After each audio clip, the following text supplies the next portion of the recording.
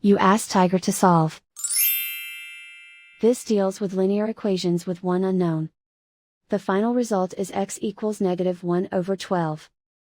Let's solve it step by step. Swap sides.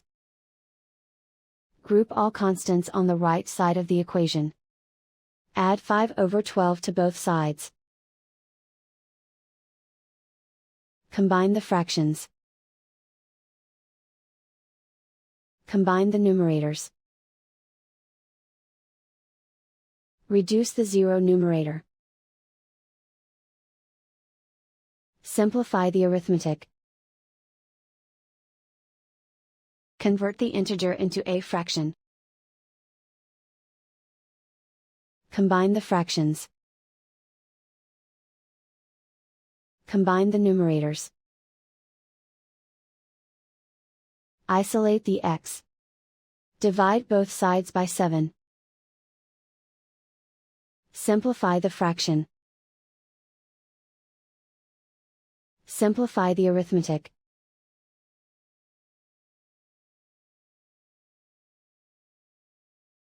And so the final result is x equals -1/12.